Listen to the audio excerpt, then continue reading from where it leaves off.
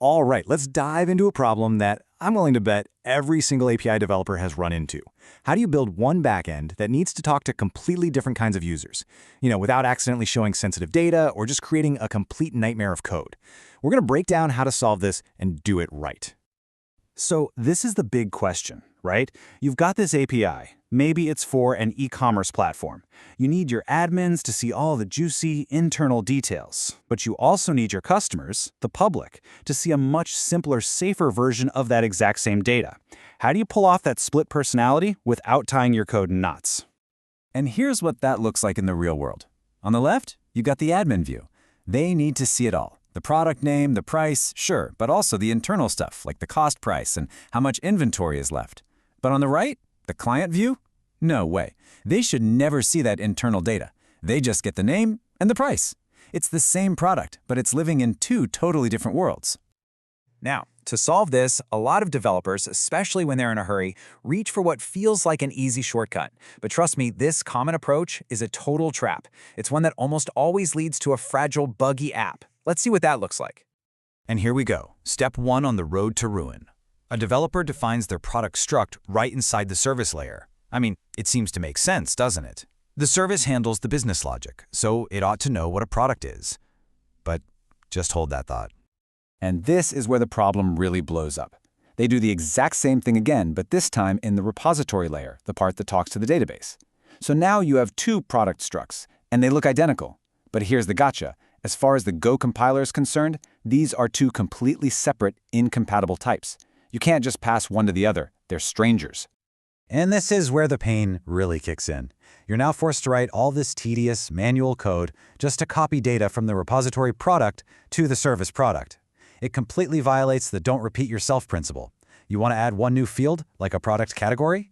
You have to remember to add it in two different files and then go update the mapping code too. It makes your whole system brittle, and honestly, it's just a recipe for disaster. Okay, so that's the wrong way. What's the right way? Well, we need a much stronger foundation.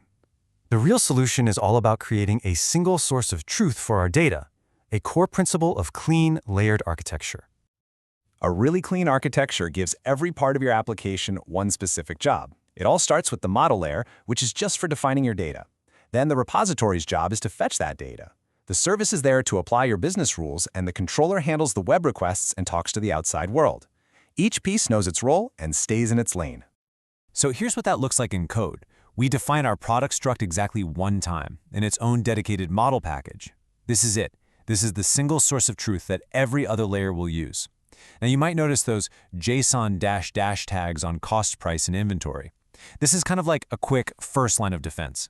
It tells Go's default JSON encoder, hey, ignore these fields. It's a decent start, but we can do a whole lot better.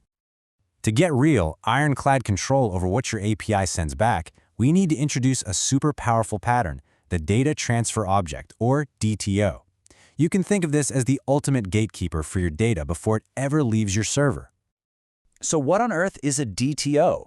It's actually really simple. It's just a dumb struct whose only job is to define the exact shape of the data for one specific use case, like an API response. It's not your deep, complex business model. It's more like a public-facing form that carries exactly the information you want to share and absolutely nothing more. It's a clear, explicit contract with whoever is using your API. And this is why it's so powerful. Look at this. We create two totally different DTOs. For the client, we have a client product response with just the public fields. For the admin, we have an admin product response with everything. The best part? They're both populated from the exact same internal model.product. This structure makes it basically impossible to accidentally leak sensitive data. It's explicit, it's clear, and it's safe. Okay, so let's put all the pieces together. We're going to trace the journey of a piece of data all the way from the database to the user's screen and see how each layer plays its part perfectly. So the journey begins. The repository grabs data from the database and gives us our full internal model.product. That model gets passed up to the service layer, which might do some work on it, like applying a discount. Then it finally gets to the controller. And this is the magic step. The controller knows who's asking for the data. Is it an admin or a regular client? And based on that, it converts the internal model into the correct DTO. Only then is that perfectly clean, safe DTO sent back as the final JSON response. So, what are the big rules here? First, define your core data models once and only once in a model layer.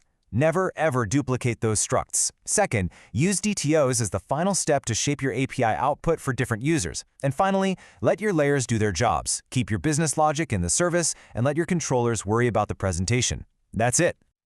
You know, when you follow these principles, you really do transform your application. It goes from being a fragile house of cards, where one small change could bring everything down, into a secure, scalable fortress. So the real question I want to leave you with is this.